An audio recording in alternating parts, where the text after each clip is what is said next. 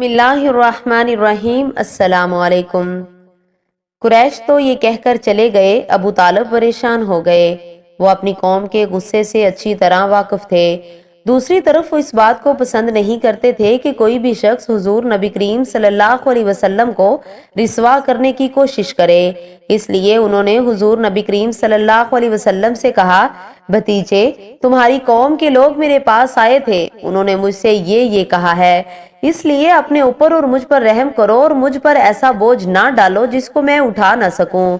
ابو طالب کی اس گفتگو سے نبی اکرم صلی اللہ علیہ وسلم نے خیال کیا کہ اب چچا ان کا ساتھ چھوڑ رہے ہیں، وہ بھی اب آپ کی مدد نہیں کرنا چاہتے، آپ کی حفاظت سے ہاتھ اٹھا رہے ہیں۔ اس لیے آپ نے فرمایا، چچا جان، اللہ کی قسم، اگر یہ لوگ میرے دائیں ہاتھ پر سورج اور بائیں ہاتھ پر چاند رکھ دیں اور یہ کہیں کہ میں اس کام کو چھوڑ دوں تو بھی میں ہرگز اسے نہیں چھوڑوں گا، یہاں تک کہ خود اللہ تعالیٰ اس کو ظاہر فرما دیں۔ یہ کہتے ہوئے آپ کی آواز بھرا گئی، آپ کی آنکھوں میں آنسو آ گئے، پھر آپ اٹھ کر جانے لگے، لیکن اسی وقت ابو طالب نے آپ کو پکار کر کہا، بھتیجے ادھر آؤ۔ آپ ان کی طرف مڑے تو انہوں نے کہا، جاؤ بھتیجے، جو دل چاہے کہو، اللہ کی قسم میں تمہیں کسی حال میں نہیں چھوڑوں گا۔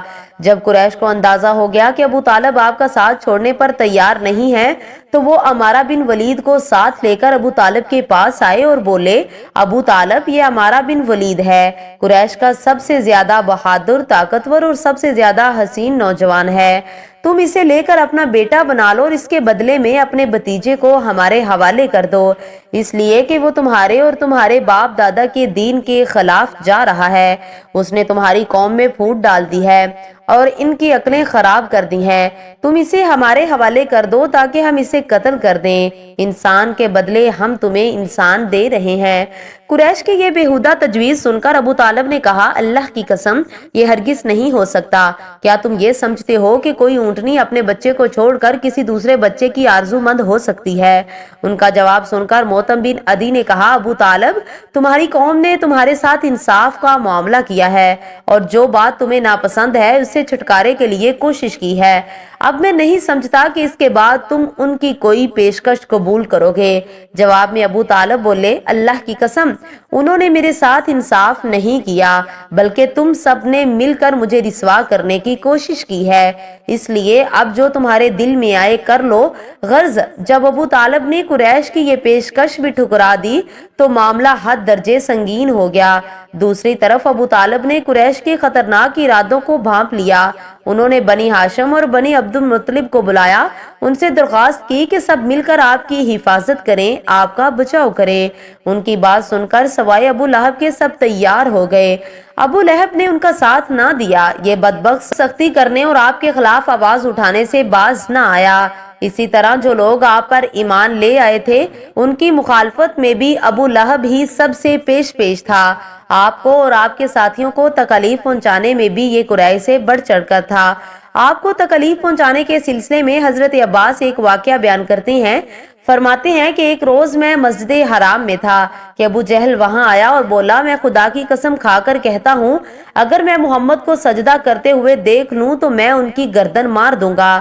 حضرت عباس رضی اللہ تعالیٰ عنہ فرماتے ہیں، یہ سن کر میں فوراً نبی کریم صلی اللہ علیہ وسلم کی طرف گیا اور آپ کو بتایا کہ ابو جہل کیا کہہ رہا ہے۔ نبی اکرم یہ سن کر غصے کی حالت میں باہر نکلے اور تیز تیز چلتے مسجد الحرام میں داخل ہو گئے، یہاں تک کہ گزرتے وقت آپ کو دیوار کی رگڑ لگ گئی۔ اس وقت آپ سورہ الگ کی تلاوت کر رہے تھے۔ اے پیغمبر، آپ اپنے رب کا نام لے کر قرآن پاک پڑھا کیجئے، وہ جس نے مخلوق کو پیدا کیا، جس نے تمہیں خون کے لوتھڑے سے پیدا کیا۔ تلاوت کرتے ہوئے آپ اس سورت کی آیت نمبر 6 تک پہنچ گئے۔ سچ مچ بے شک قد سے نکل جاتا ہے، یہاں تک کہ آپ نے سورہ کا آخری حصہ پڑھا جہاں سجدے کی آیت ہے اور اس کے ساتھ ہی آپ سجدے میں گر گئے۔ اسی وقت کسی نے ابو جہل سے کہا، ابو الحکم، یہ محمد سجدے میں پڑے ہیں۔ یہ سنتے ہی ابو جہل فوراً آپ کی طرف بڑھا، آپ کے نزدیک پہنچا، لیکن پھر اچانک واپس آ گیا۔ لوگوں نے حیران ہو کر پوچھا، ابو الحکم کیا ہوا؟ جواب میں اس نے اور زیادہ حیران ہو کر کہا، جو میں دیکھ رہا ہوں کیا تمہیں وہ نظر نہیں آ رہا؟ اس کی بات سن کر لوگ اور زیادہ حیران ہوئے اور بولے، تمہیں کیا نظر آ رہا ہے؟ ابو الحکم۔ اس پر ابو الجہل نے اور ان کے درمیان آگ کی ایک خندق نظر آ رہی ہے۔ مزید اسلامک ویڈیوز کے لیے چینل کو سبسکرائب ضرور کریں۔ ملتے ہیں ایک اور نئی ویڈیو کے ساتھ۔ وعلیکم السلام ورحمۃ اللہ وبرکاتہ۔